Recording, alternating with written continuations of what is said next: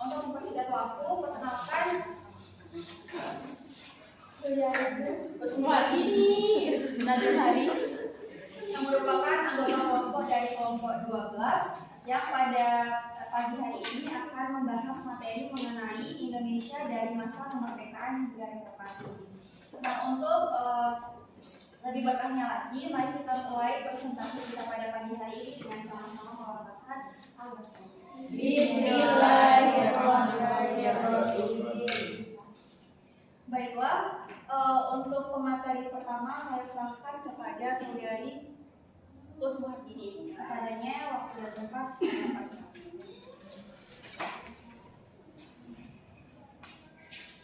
Bismillahirrahmanirrahim. Assalamualaikum warahmatullahi wabarakatuh. Waalaikumsalam warahmatullahi wabarakatuh. Jadi teman-teman, perkenalkan nama saya Kusmuhardini. Saya sebenarnya kelompok 10 tapi minum bawang kelompok 12. Karena kemarin saya tidak masuk ya, kita berarti jam. Jangan sebutin. Di kelompok 12 ini saya akan menjelaskan materi tentang sejarah umum Indonesia. Jadi teman-teman, Indonesia itu adalah negara yang memiliki nama lengkap Negara Kesatuan Republik Indonesia atau yang singkat NKRI. Jadi negara kita ini sebelum merdeka itu memiliki beberapa periode sebelum sampai ke masa ini. Di antaranya itu ada periode masa prasejarah, periode monarki, periode kolonialisme dan periode republik. Nah, jadi pada periode prasejarah ditemukan fosil-fosil manusia Homo erectus yang disebut manusia Jawa oleh para antropolog. Nah, mereka menduga pulau Indonesia telah ditempati oleh manusia-manusia purba sejak 2 juta sampai 500 tahun yang lalu. Walaupun begitu, kebenaran ini masih banyak diperdebatkan. Jadi teman-teman, di masa prasejarah ini Indonesia itu sudah ditempati oleh manusia-manusia, tapi manusia-manusia itu masih purba, belum modern seperti kita ini. Yang kedua itu adalah periode monarki. Nah, periode monarki ini adalah periode di mana adanya kerajaan-kerajaan yang ada di Indonesia. Kan pemerintahan monarki itu adalah pemerintahan yang kekuasaannya itu hanya pada satu orang, yaitu seorang raja. Nah, memasuki pada awal masa ini kerajaan-kerajaan itu mulai terbentuk dan berkembang di Indonesia. Sebuah kerajaan bernama Kandis diduga merupakan kerajaan tertua yang menguasai Nusantara, tetapi buktinya belum dapat dipastikan oleh para arkeolog. Pada dasarnya sejarah yang ada di Indonesia sebagian besar dipengaruhi oleh bangsa-bangsa pendatang dan bangsa yang melakukan penjajahan di Indonesia. Nah, itu sudah masuk pada periode kolonialisme. Jadi bangsa-bangsa Eropa itu datang ke Indonesia karena Indonesia itu memiliki bahan rempah-rempah. Kan di Eropa itu dingin, jadi mereka itu butuh bahan rempah-rempah untuk menghangatkan badan mereka di musim dingin. Makanya dia itu dijajah karena kita memiliki rempah-rempah yang lengkap. Yang kedua itu adalah periode republik, yaitu masa setelah kita merdeka. Jadi kan ketika Jepang menyerah kepada sekutu, kita negara Indonesia itu memproklamirkan kemerdekaan kita. Yang kedua adalah Indonesia pada awal masa kemerdekaan. Ketika negara kita Indonesia merdeka pada awal masa kemerdekaan itu, Indonesia banyak mengalami masalah-masalah. Setelah merdeka, banyak kelompok-kelompok yang ingin kembali menjajah Indonesia. Banyak kelompok-kelompok yang menentang pemerintahan pada saat itu. Pada masa awal kemerdekaan ini terjadi beberapa penyimpangan. Salah satunya adalah penyimpangan Undang-Undang Dasar 1945, yaitu pada tanggal 11 November 1945 Badan Pekerja KNIP mengusulkan pada Presiden agar sistem pertanggungjawaban Menteri kepada Parlemen dengan beberapa pertimbangan, dan Presiden menerimanya. Sehingga pada 14 November 1945 dikeluarkannya panduan pemerintah, yaitu sistem pemerintahan presidensial diubah menjadi sistem pemerintahan yang parlementer. Jadi teman-teman, kan dulu Indonesia itu pada awalnya itu sistem pemerintahan itu presidensial, di mana presiden itu bertugas menjadi kepala pemerintahan dan kepala negara. Tapi pada tanggal yang tadi disebutkan usulan 4 November tadi itu diubah dari presidensial menjadi parlementer.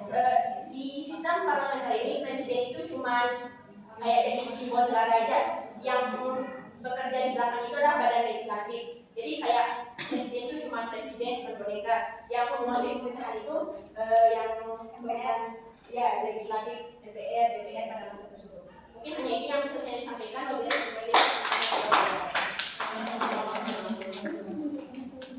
Terima kasih kepada saudari Ade. Kemudian untuk penyampaian materi selanjutnya saya serahkan kepada saudari Uya Anissa. Assalamualaikum warahmatullahi wabarakatuh. Waalaikumsalam warahmatullahi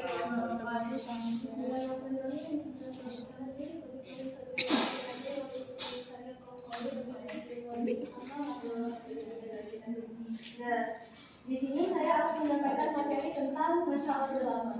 Seperti yang kita ketahui sebelumnya bahwa masa Orde Lama ini berawal dari saat awal proklamasi kemerdekaan sampai ke G30 SPK. Pada masa Orde Lama ini, Indonesia itu masih pada masa peralihan dari masyarakat penjajah menjadi masyarakat yang merdeka, sehingga terjadi begitu banyak penyimpangan-penyimpangan pada masa ini. Baik dari segi ekonomi pada masa ini sangat berantakan sekali. Kemudian dari segi sosial, budaya, dan juga politik, juga keamanan negara itu sangat-sangat masih berantakan, tidak tertutup seperti sekarang.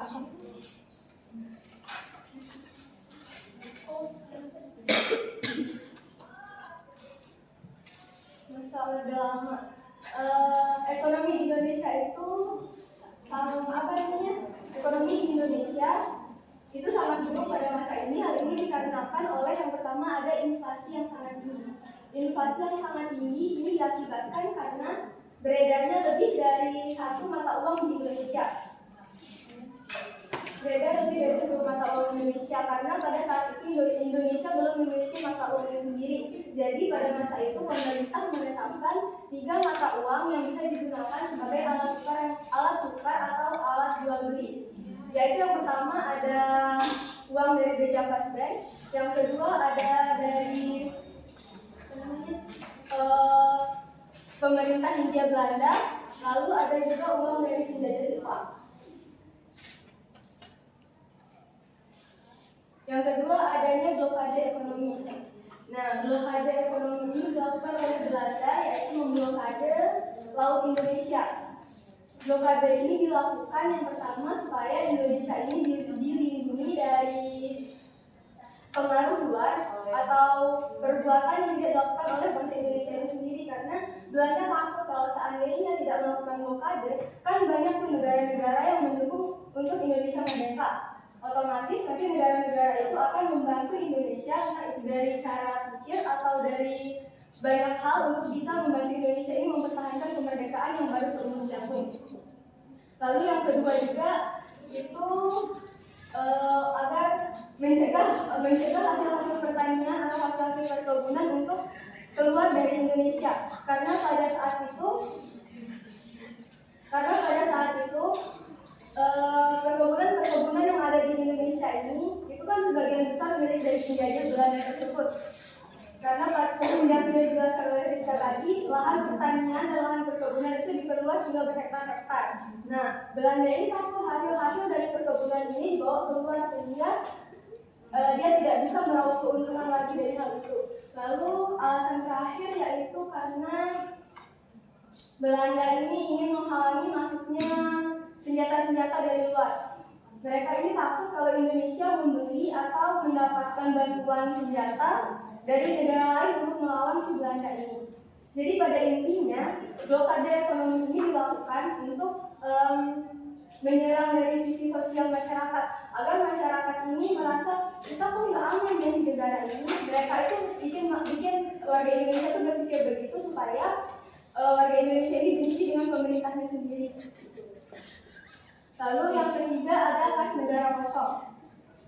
Akibat dari blokade ekonomi tadi, tentu saja kita tidak bisa melakukan ekspor dan impor, sehingga kas negara yang seharusnya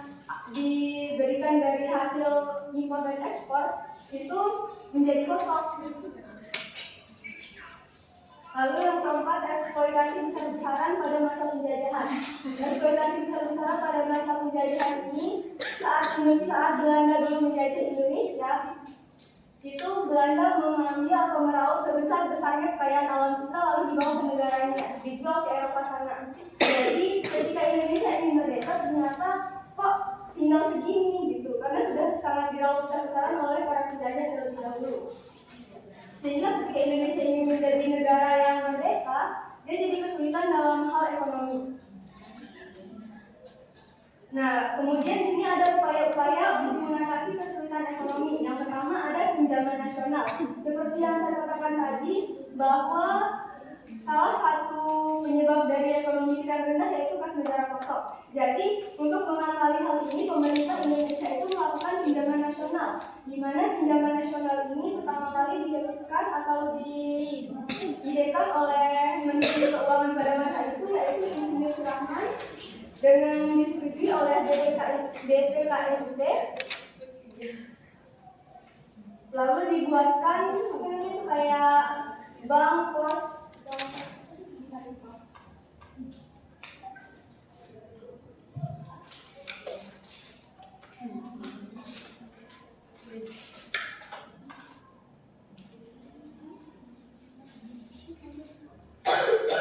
Bank tabungan pos. Nah, melalui bank tabungan pos ini, masyarakat menyalurkan pinjamannya kepada negara. Kenapa kok masyarakat mau menyumbangkan secara sukarela? Tapi fakta seperti itu pada masa itu, masyarakat dengan sepenuh hati, dengan sukarela menyerahkan uang mereka untuk dipindahkan kepada negara. Karena mereka tahu pada masa itu negara Indonesia ini sedang genting-gentingnya. Apabila tidak dibantu oleh rakyatnya juga, pemerintah tidak akan bisa tetap membangun negeri ini setelah berbagai blokade yang dilakukan oleh Belanda tersebut. Jadi daripada negara kita bangkrut, akhirnya kita nggak punya negara, jadi rakyatnya rela itu dengan sukarela untuk menitipkan uang mereka kepada negara melalui bank tabungan pos tadi. Lalu yang kedua, mengeluarkan uang Republik Indonesia. Seperti yang dikatakan sebelumnya di penyebab masalahnya, yaitu inflasi yang sangat tinggi. Inflasi yang sangat tinggi tadi disebabkan karena beredarnya lebih dari satu mata uang, sehingga pemerintah itu mengakali hal ini dengan mengeluarkan mata uang baru, yaitu mata uang Republik Indonesia. Mata uang ori ini digunakan sebagai alat tukar atau alat untuk jual beli yang ada di Indonesia, sehingga mata uang sebelumnya itu tidak lagi berlaku di Indonesia. Jadi masyarakat kan punya nih 3 mata uang sebelumnya. Nah, mereka bisa menukarkannya dengan mata uang ori, tapi dengan kurs 1/1000. Jadi apabila kita punya 1000 mata uang Jepang, kita ingin menukarkannya dengan uang Republik Indonesia, itu kita hanya mendapatkan 1 apabila kita mendapatkan 1000 seperti itu. Dan di masyarakat juga ini tidak dibebaskan untuk jumlahnya, karena pemerintah hanya membebaskan satu masyarakat itu memiliki 300 rupiah.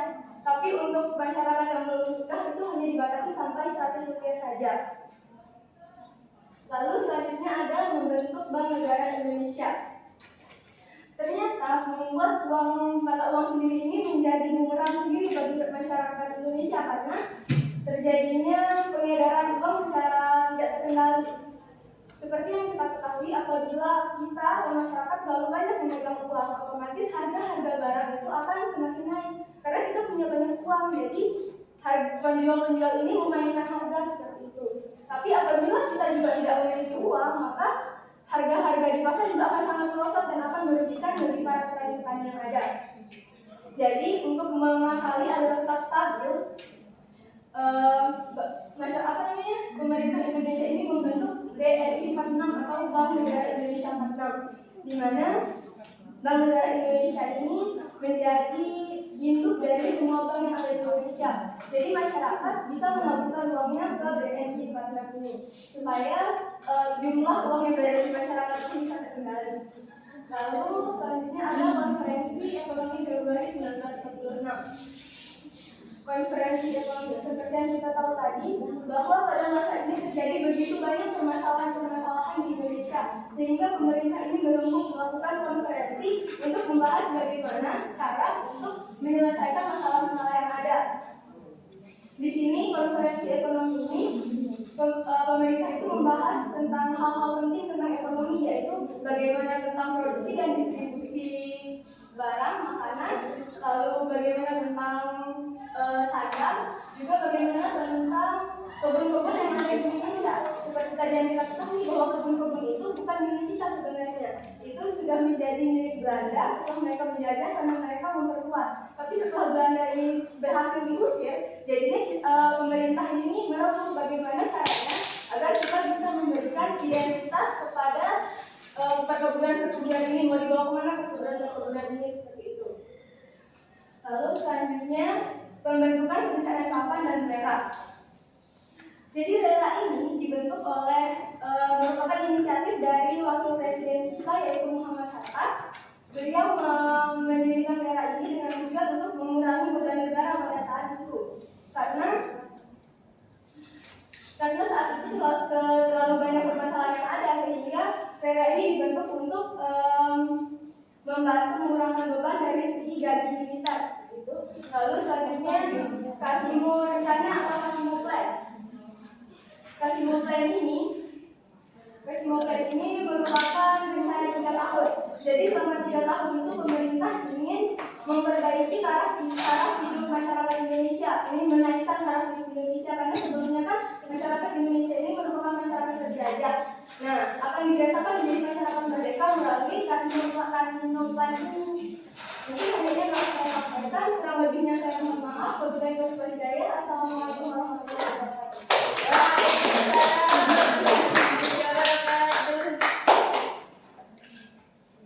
Terima kasih kepada saudari Buya.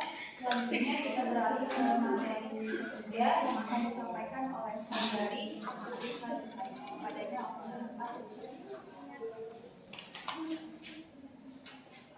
Oke, assalamualaikum warahmatullahi wabarakatuh. Selamat siang. Waalaikumsalam warahmatullahi wabarakatuh. Siang. Di sini saya sebelumnya terima kasih kepada moderator dan teman-teman yang telah memberikan saya waktu untuk melakukan presentasi. Jadi di sini saya akan memberikan sedikit pemaparan materi mengenai masa Orde Baru dan masa reformasi. Yang pertama itu adalah saya akan memaparkan mengenai Indonesia pada masa Orde Baru.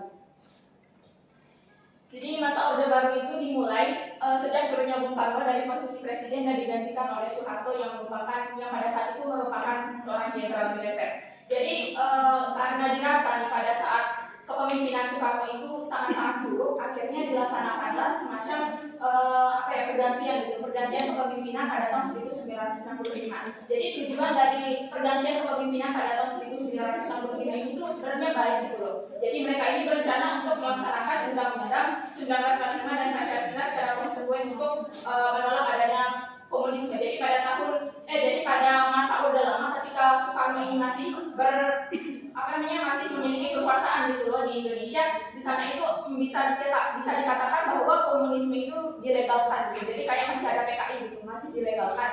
Selain itu selain adanya komunisme pada masa Orde Lama itu juga kan terjadi kepemimpinan terpimpin gitu, kepemimpinan atau demokrasi terpimpin di mana kepemimpinannya ini cuma ada di Soekarno doang gitu. Jadi kepemimpinannya cuma ada di Soekarno doang, dan ini adalah salah satu hal yang sangat menyalahi Pancasila dan Undang-Undang Dasar 1945. Jadilah karena penyalahan Pancasila dan Undang-Undang Dasar 1945 itu kepemimpinan baru yang dipimpin oleh Soeharto ini akhirnya akan dibentuk yang seperti setelah saya jelaskan itu untuk menegakkan Pancasila dan Undang-Undang Dasar 1945.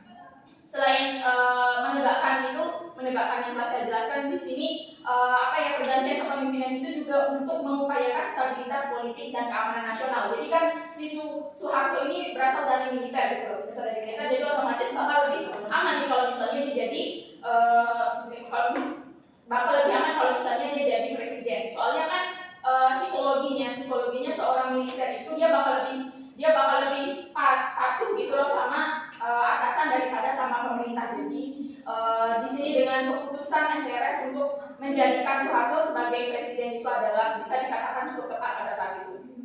Jadi yang pertama yang saya jelaskan itu adalah di dalam masa Orde Baru ini terjadi kebijakan perekonomian. Kebijakan perekonomian ini terjadi karena adanya sidang MPRS pada tahun 1666 yang menghasilkan MPRS nomor XX111 XXIII MPRS dari 1966 untuk mengatasi krisis ekonomi sejak abadnya 1945.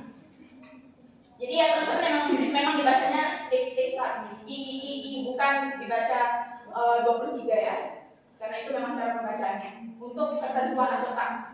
Kemudian di sini dalam Tab MPRS nomor XXIII MPRS dari 1965 ini di sana terdapat peraturan-peraturan yang berfungsi untuk meningkatkan ekonomi dan menghapuskan krisis ekonomi yang ada pada saat itu. Yang pertama itu adalah peraturan tanggal 3 Oktober tahun 1966. Jadi isi peraturan ini adalah untuk melaksanakan regulasi, untuk melaksanakan pokok regulasi. Jadi regulasi itu adalah peraturan perundang-undangan di bawah undang-undang yang fungsinya itu adalah untuk mencapai tujuan sosial dan ekonomi. Kemudian selain peraturan itu di sini juga ditetapkan peraturan pada tanggal 10 Februari tahun 1967 yang mengenai harga. Selain itu juga ada peraturan tanggal 28 Juni tahun 1967 yang mengenai pajak dan ekspor impor.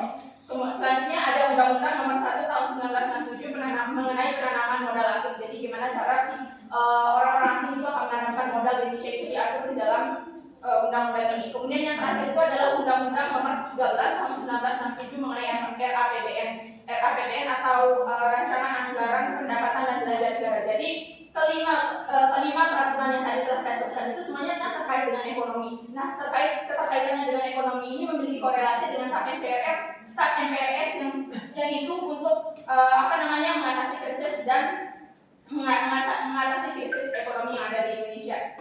Kemudian di sini langkah pertama dari si Soeharto itu menjabat sebagai presiden itu dimulai pada saat adanya sidang umum MPR tahun 1967. Nah, sidang umum MPR ini juga memberikan keputusan bahwa pemilu yang sebelumnya akan diadakan pada tahun 1968 itu bakal diubah ke tahun 1971. Akan tetapi si pengangkatan dari Soeharto ini itu tetap dilaksanakan pada tahun 1968.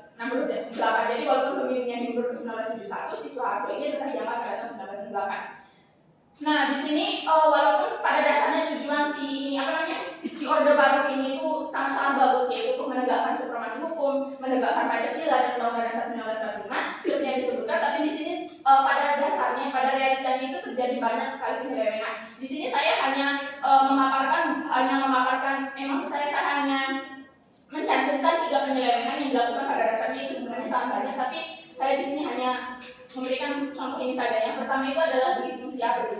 Jadi dui fungsi ABRI ini merupakan salah satu penyelewengan yang sangat-sangat menyeleweng gitu loh. Soalnya di sini ABRI itu tidak hanya berperan untuk melindungi negara, tapi juga melindungi si presiden dari kejatuhan gitu loh. Soalnya ABRI ini tuh dikasih kayak semacam ultimatum sama presiden buat melindungi pemerintahannya dia gitu, biar nggak ada yang berusaha untuk melengsarkan dia dari jabatan. Jadi dui fungsi ABRI ini merupakan salah satu bentuk penyelewengan. Walaupun penyelewengan sebenarnya adanya dui fungsi ABRI ini juga memberikan manfaat gitu loh. Salah satu manfaatnya itu adalah karena adanya si dui fungsi ABRI ini akhirnya banyak tuh kita dapat pinjaman dari negara-negara luar. Jadi bahkan negara-negara luar ini tuh membuat semacam organisasi yang disebut IGGI atau International Government Group of Indonesia. Jadi dari grup ini tuh mereka anggota-anggota dari grup ini yang merupakan negara luar Indonesia itu tuh kayak bikin kayak semacam perkumpulan buat ngasih pinjam Indonesia gitu loh. Jadi kayak Indonesia lagi susah nih, ayo kita bareng-bareng ngasih yang pinjam uang gitu loh. Nah, itu adalah bentuk hal yang dilakukan oleh dui fungsi ABRI ini agar Indonesia itu berhasil keluar dari keterpurukan ekonomi yang walaupun pada dasarnya malah jadi lebih krisis gitu. Selain adanya dui fungsi ABRI, yang salah satu bentuk penyelewengan dari Orde Baru ini itu adalah KKN. Jadi KKN atau korupsi, kolusi dan nepotisme yang pertama itu adalah terkait dengan penempatan DPR dan MPR yang berada di bawah pengawasan presiden. Jadi si presiden ini tuh punya hak buat memilih si presiden, atau si Soeharto ini punya hak buat milih MPR itu sebanyak 3 dari 5 anggota MPR dan 1 dari 5 anggota DPR. Jadi kayak 1/5 DPR dan 3/5 MPR. Nah, yang jadi masalah itu adalah pada tanggal 11 Februari 1970 itu ada dikeluarkan Permen atau Peraturan Menteri Nomor 12 Tahun 1969 dan Peraturan Pemerintah Nomor 6 Tahun 1970. Jadi kedua peraturan ini tuh sangat-sangat ber-KKN gitu loh. Soalnya isinya itu yang pertama adalah melarang PNS berpolitik dan PNS harus pilih Golkar. Jadi kita itu harus tahu nih kalau misalnya si Soeharto ini datangnya dari Golkar nih. Kalau misalnya dikeluarin peraturan seorang PNS itu harus pilih Golkar, otomatis yang pilih Golkar itu jadi banyak kan? Nah kalau yang pilih Golkar jadi banyak, otomatis si orang-orangnya Soeharto ini jadi makin banyak di pemerintahan. Itu udah termasuk bentuk KKN yang sangat-sangat parah. Bentuk korupsi, kolusi dan nepotisme. Selain itu dia juga punya anak kan, anak ceweknya ini selalu dimasukkan ke lembaga-lembaga di mana dia di lembaga di mana hal ini akan membuat posisi si Soeharto ini tidak akan tergoyahkan. Kemudian terkait dengan PNS yang harus milih Golkar ini sangat memiliki korelasi dengan pembatasan organisasi dan berpendapat. Jadi seperti yang saya katakan, kalau misalnya nih kalau misalnya di pemilu yang dipilih itu Golkar semua, otomatis yang organisasi lain misalnya kayak waktu itu ada PBB kan, ada IPB ya kalau nggak salah nama partai yang lain, itu tuh jadi kayak buat apa nih saya ikutan pemilu kalau misalnya udah pasti kalah gitu. Soalnya 70% dari orang Indonesia itu adalah PNS dan 70%-nya itu bakal milih Golkar gitu, otomatis bakal kalah. Jadi ya buat apa saya ikutan gitu. Jadi itu merupakan bentuk pembatasan organisasi. Dan yang pembatasan berpendapat itu karena waktu Pak Soeharto ini memilih pemerintah gitu, dia sama sekali nggak mau ada yang jelek-jelek gitu tentang dia. Yang pertama itu misalnya nih di TV kayak yang diceritain sama Bu Hairunisa kemarin, kalau di TV itu nggak boleh dilihatin yang jelek-jelek gitu. Ini saya kasih contoh yang paling nyata ya. Kan ibu saya itu bukan orang berpendidikan ya, dia tuh nggak lulus SMP malah, maklum orang desa. Nah ketika saya cerita nih soal Orde Baru ini ke ibu saya, Bu kalau masa Orde Baru pas zamannya Soeharto begini loh, dia jelek begini loh, itu kan saya cerita ke ibu saya. Nah ibu saya malah kaget. Karena dia berpikir kalau waktu zaman Orde Baru lancar-lancar aja tuh, pas Pak Soeharto malah enak banget gitu, kita selalu dikasih bantuan gitu lah. Jadi kayak ibu saya ini berpikir waktu zaman Pak Soeharto itu nggak ada hal-hal yang jelek gitu, padahal utang kita numpuk, banyak orang yang hilang, banyak orang yang dibunuh gitu. Jadi orang-orang yang ada di pinggiran kayak ibu saya itu taunya kalau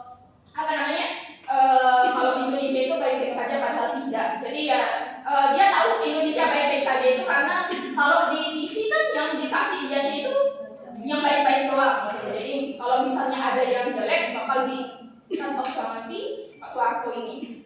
Kemudian selain adanya pelarangan mengenai penyebaran informasi semacam itu, di sini juga ada pelarangan dalam hal penyebaran buku gitu. Jadi kayak banyak banget buku-buku yang mengkritik si Soeharto ini, bahkan walaupun kritiknya itu cuma sedikit ya, itu bakal dilarang dan orang-orang yang baca buku itu bakal dipenjara gitu. Salah satu contoh penulis yang paling itu yang pertama adalah Pramudia Anantatur. Jadi Pramudia Anantatur ini banyak banget menulis kritik soal si Soeharto ini. Jadi kalau misalnya nih ada orang-orang yang punya bukunya Pramudia Anantatur atau baca bukunya Pramudia Anantatur, itu bakal dihabisin sama si Soeharto. Soalnya isi dari bukunya itu adalah kritik. Selain itu juga di sini ada buku karya Tan Malaka yang berjudul Wawancara Imajiner dengan Bung Karno, itu juga sangat dilarang ketika zaman Orde Baru ini, karena itu sangat mengkritik Pak Soeharto gitu.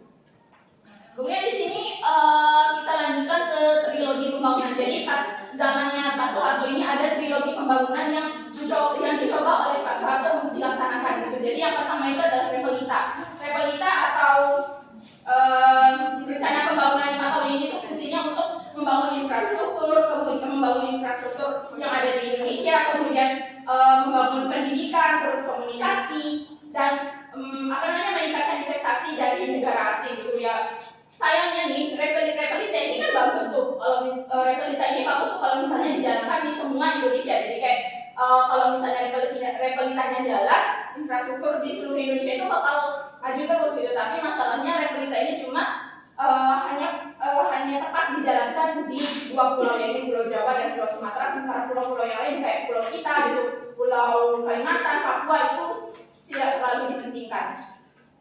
Kemudian selain realita di sini juga ada KB, trilogi pembangunan. Salah satu trilogi pembangunan yang dicanangkan oleh Pak Soeharto ini adalah melaksanakan program keluarga berencana yang sampai sekarang masih dijalankan. Kemudian yang terakhir itu adalah melaksanakan pemilu 1971 dan pemilu 1977 seperti yang telah telah diputuskan ketika sidang MPRS pada tahun 1968.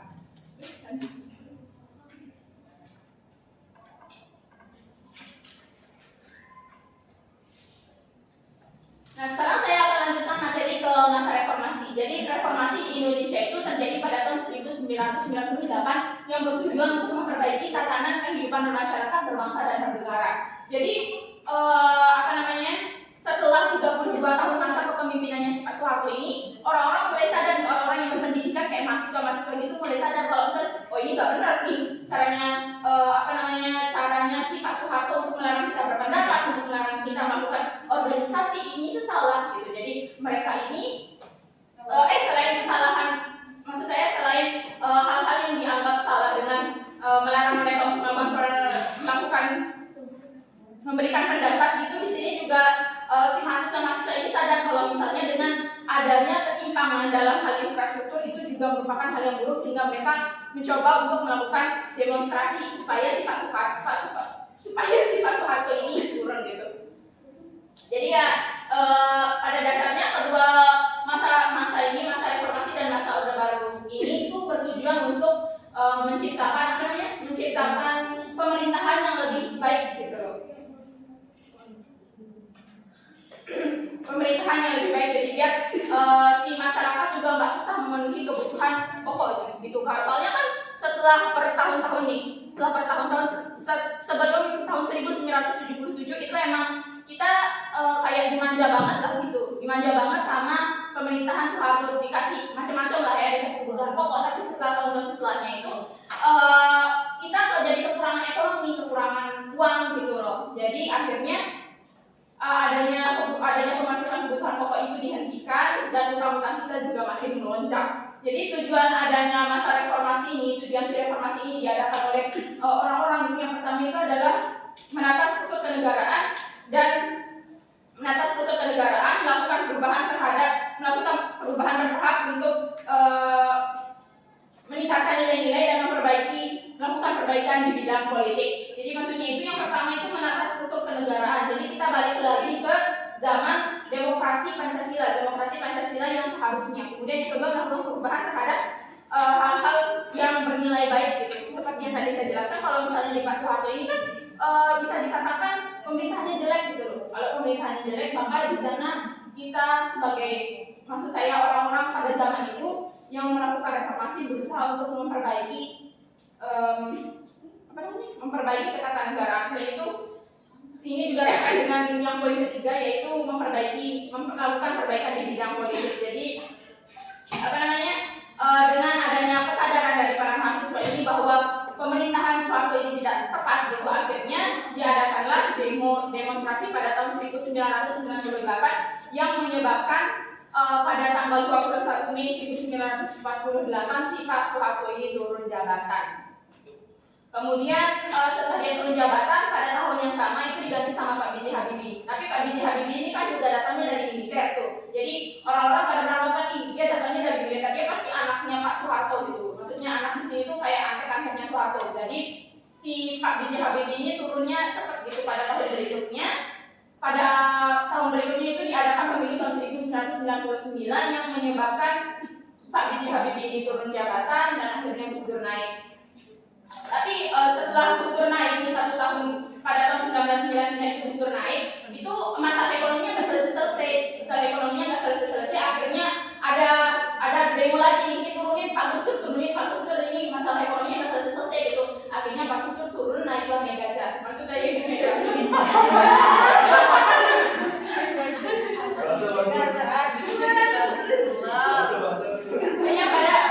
Demonya itu terjadi pada tanggal 29 Juni 2001 yang menyebabkan Ibu Megawati Soekarno Putri naik jabatan.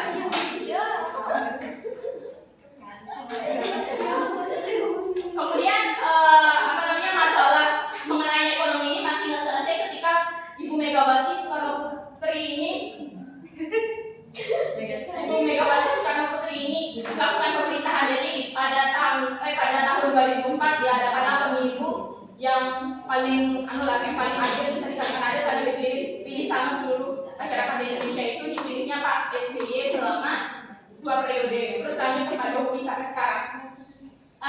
Jadi masalah utama yang dihasilkan sama si masa Orde Baru ini itu kan masalah ekonomi kan, itu yang paling utama masalah ekonomi. Akan tetapi setelah sampai sekarang masalah ekonominya itu nggak selesai. Jadi sampai sekarang masalah ekonominya itu nggak selesai. Salah satu yang menjadi contohnya itu adalah pada tahun ini Januari 2023 utang negara Indonesia itu nyampe 7.554,25 triliun. 7.000 triliun.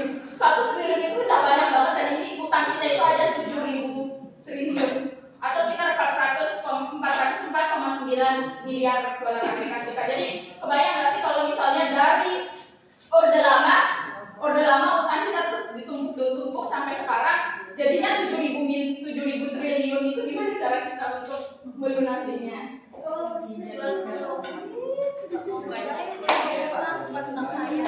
Jadi ya kesimpulannya, bahkan hingga masa reformasi hingga tahun 2023 ini permasalahan utama yang dihasilkan oleh masa Orde Baru itu belum bisa diselesaikan dengan tepat. Baiklah, cuma itu yang dapat saya sampaikan. Terima kasih.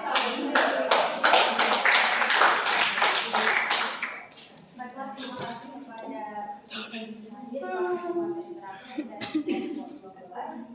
menyampaikan selanjutnya pemaparan materi dari kelompok 12 lagi. Selanjutnya mari kita beralih kepada sesi diskusi. Pada sesi diskusi ini kami membuka 3 kesempatan untuk teman-teman yang ingin bertanya, menyanggah atau menyampaikan pendapat mengenai materi yang disampaikan oleh para pemateri. Oke, baik, cuma 2 ya.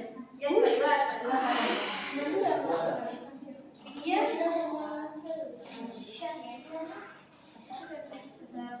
Oke, baik, langsung saja untuk kesempatan pertama kami berikan kepada saudara.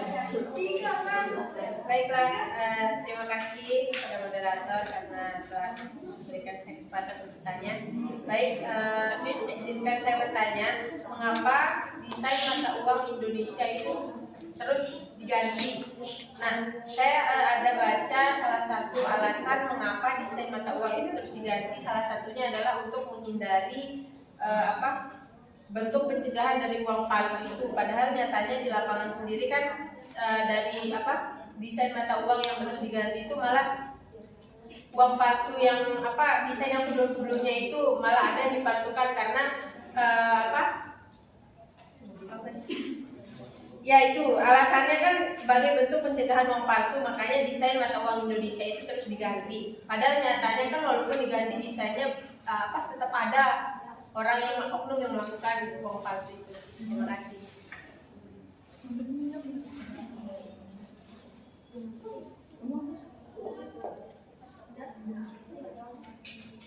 Baik, untuk kesempatan kedua kami berikan kepada saudari Sulja. Kepadanya dipersilakan.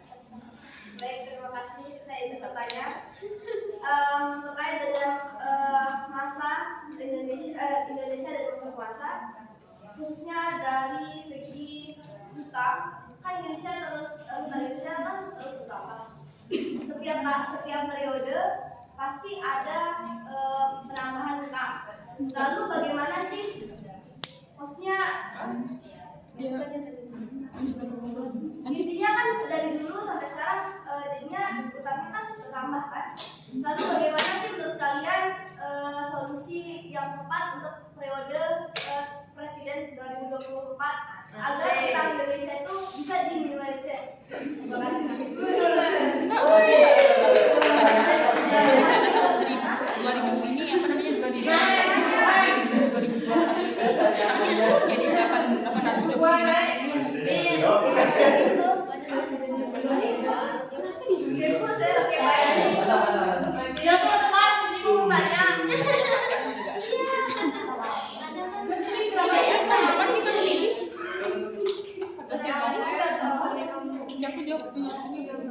Waalaikumsalam warahmatullahi wabarakatuh. Di masa sekarang katanya kan kita dibebaskan untuk berpendapat ya, tapi dari peraturan-peraturan yang undang-undang yang disahkan semakin sekarang tuh kayak mempersulit kita untuk berpendapat. Menurut kalian itu gimana sih tentang hal kayak gitu, permasalahan kayak gitu? Pendapat kalian tuh kayak gimana? Coba ulang. Saya nggak dengar. Oh ini kan zaman sekarang tuh kita dibebasin untuk berpendapat kan katanya, tapi semakin lama tuh kayak sulit gitu untuk berpendapat dari mulai undang-undang yang dikeluarkan gitu kan. Contohnya kayak kemarin pokoknya banyak kan undang-undang itu nggak sesuai sama masyarakat gitu. Itu menurut kalian itu kayak gimana?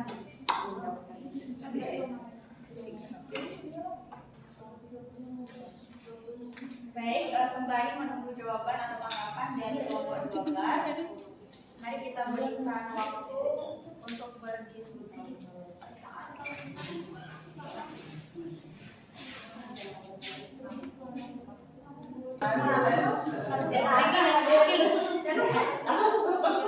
Ayo udah jam 11.55 ini. Oke, baik, maaf, sampai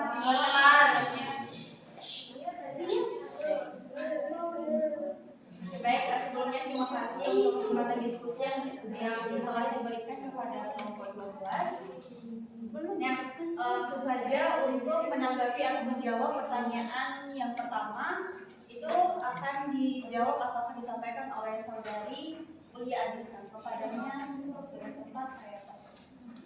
Pertanyaan ini saudara saya. Saudari. Saya kalau di rumah biasanya pakai saudara bukan saudari.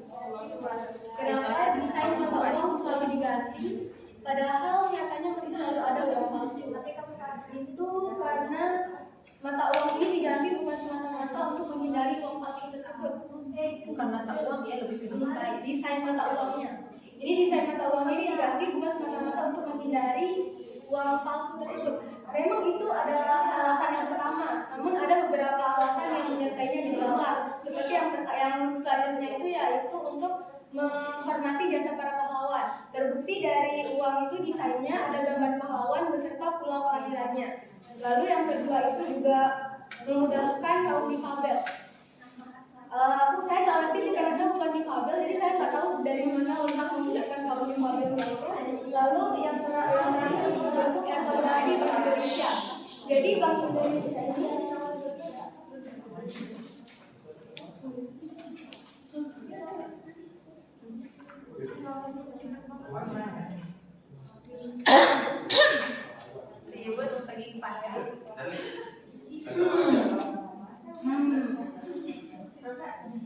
Ya kan sama aja maksud saya. Biasa lagi kalau tidak.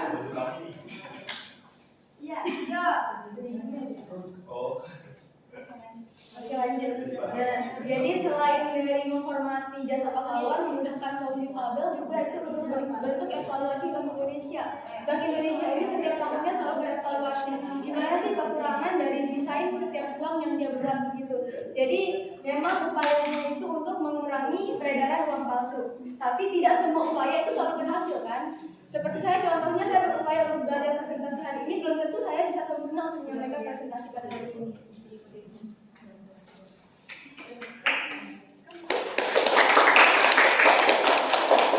Baik, terima kasih kepada saudari ya. Sebelum lanjut ke pertanyaan berikutnya, apakah ada teman-teman yang ingin menambahkan atau menanggapi jawaban dari saudari kita? Oke,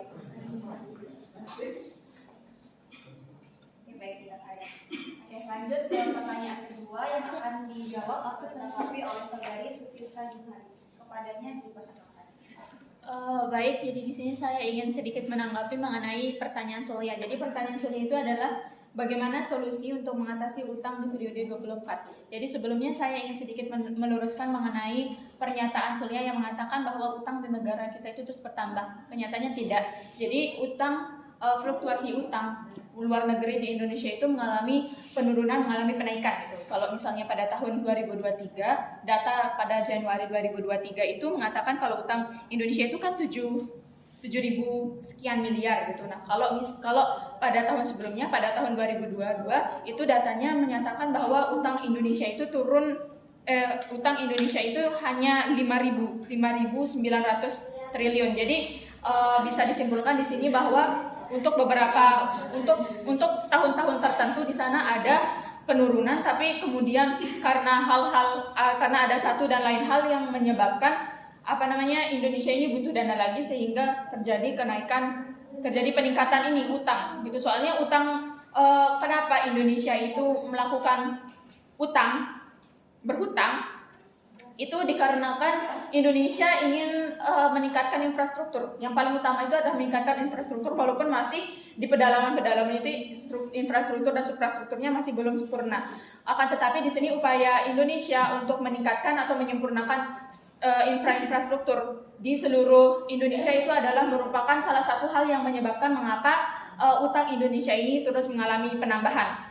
Ya walaupun ada pengurangan dengan kemungkinan alasan itu adalah bukan kemungkinan alasan, tapi karena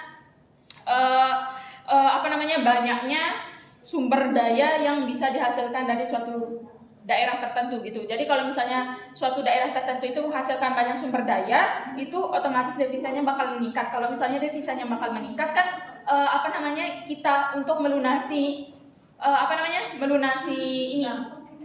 utang itu jadi lebih banyak gitu loh. Soalnya kan pada tahun 2023 ini kan sumber dayanya itu agak menurun dikit kan. Kita lihat nih, kalau misalnya yang pada tahun-tahun sebelumnya durenya banyak gitu loh. Kalau sekarang paling cuma 1, 2, 3 yang berbuah kan. Nah, itu adalah bentuk penurunan ekonomi yang akan memberikan implikasi terhadap terhadap penghasilan negara yang akan menyebabkan utang negara semakin menumpuk. Selain itu, di sini saya juga menemukan fakta bahwa pada tahun 2022 kenapa bisa ada ini penurunan utang negara itu karena kita dibantu sama 4 kreditur negara. Jadi yang pertama itu ada Jerman, Italia, Australia, dan Amerika Serikat. Jadi keempat negara ini tuh nanam saham gitu di sini. Kita bikin proyek terus mereka nanam saham di sini. Nah, itu yang nanam sahamnya itu banyak sehingga kita dari proyek yang berhasil itu kita bisa membayar utang. Nah, jadi mengenai pertanyaan Sulia di sini bertanya mengenai gimana caranya supaya di periode 24 ini utangnya menurun gitu. Menurut saya yang paling utama itu adalah meningkatkan kualitas sumber daya manusianya gitu. Sumber daya manusia. Cara kita meningkatkan sumber daya manusia itu adalah dengan lebih adil dalam memberikan beasiswa gitu. Soalnya di sini kan kita lihat nih banyak yang kaya gitu loh. Banyak yang kaya itu malah dapat beasiswa. Yang miskin yang kurang kurang dalam hal ekonomi itu malah dapat beasiswa. Jadi kita harus meningkatkan sumber daya manusia terutama dalam hal kepemimpinan di bawah daerah. Kepemimpinan kayak misalnya di RT RW itu tuh harus ditingkatkan lagi supaya kalau misalnya di sana ada klasifikasi nih mana yang pantas buat dapat beasiswa, mana yang nggak pantas itu jelas gitu loh. Jadi orang yang memang butuh banget untuk pendidikan, orang yang kemungkinan besar itu punya potensi dalam memajukan Indonesia itu juga bisa melaksanakan pendidikan bahkan kalaupun dia miskin. Jadi yang pertama menurut saya itu yang paling utama adalah meningkatkan sumber daya manusia, sehingga kalau misalnya sumber daya manusia itu meningkat, teknologi kita itu jadi makin bagus, teknologinya makin bagus, sumber daya alamnya juga bisa diolah dengan lebih baik sehingga kita dapat melunasi utang kita di negara luar dengan lebih optimal. Baik, itu saja, terima kasih. Terima kasih kepada Saudari Sukis. Sebelum melanjutkan ke pertanyaan berikutnya, apakah ada teman-teman yang ingin menanggapi atau menambahkan jawaban dari Sukis? Baik, langsung saja kita beralih ke pertanyaan ketiga sekaligus pertanyaan terakhir yang akan dijawab atau ditanggapi oleh Saudari Kusmati. Padanya waktu dan tempat. Oke, bismillahirrahmanirrahim. Assalamualaikum warahmatullahi wabarakatuh. Waalaikumsalam warahmatullahi wabarakatuh. Jadi tadi Siti bertanya, mengapa bisa ada undang-undang yang tidak sesuai dengan keadaan rakyat gitu. Jadi kan undang-undang itu di sini dibuat oleh DPR kan yang merupakan Dewan Perwakilan Rakyat. Jadi mungkin menurut saya itu DPR ini kurang teliti dalam menyusun undang-undang. karena DPR itu tidak mendengar suara rakyat secara seutuhnya. Mungkin DPR itu hanya melihat rakyat rakyat yang di sekitaran daerah yang maju di Indonesia, sementara yang terbelakang itu tidak diperhatikan. Jadinya ada ketidaksesuaian. Faktor lain yang dapat menyebabkan undang-undang yang tidak sesuai dengan masyarakat itu karena derasnya arus globalisasi yang menyebabkan undang-undangnya itu malah mengikuti globalisasi tapi tidak mengikuti perkembangan globalisasi tapi tidak mengikuti tidak sesuai dengan perkembangan rakyat dalam suatu negara. Jadi mungkin ketidaksesuaian undang-undang ini bisa karena ketidaksengajaan atau kesalahan dari DPR tersebut. Ya,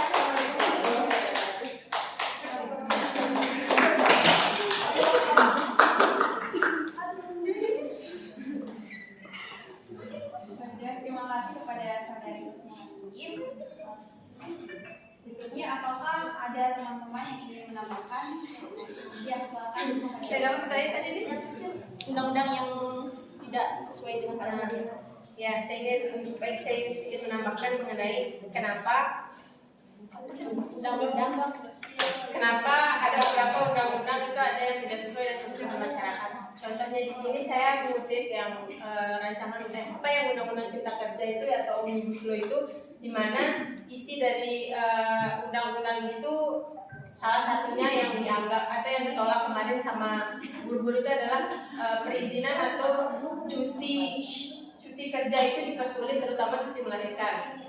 Nah, kenapa undang-undang yang dikatakan tidak sesuai dengan kebutuhan masyarakat itu bisa disahkan? Contohnya yang undang-undang Cipta Kerja kemarin yang Omnibus Law itu disahkan itu tidak berdasarkan suara rakyat. Kenapa? Karena pada saat pengesahan undang-undang itu sedang terjadinya pandemi itu. Jadi pengesahan atau perancangan undang-undang itu tidak dilaksanakan secara transparan, melainkan dilaksanakan secara tertutup. Nah, itu salah satu bentuk dari penyimpangan konstitusional di mana undang-undang itu dirancang atau dibuat itu harus dengan cara yang transparan dan ada campur tangan rakyat. Sedangkan disahkannya undang-undang Omnibus Law ini dilaksanakan secara tertutup dan tidak serta-merta mendengar suara rakyat, sehingga pada saat disahkan itu baru dipublik ke masyarakat itu sendiri sehingga terjadinya demonstrasi pada saat itu. Terima kasih. Terima kasih kepada saudari Hakim. Mungkin ada teman-teman yang ingin menambahkan atau menanggapi lagi jawaban dari teman-teman kita.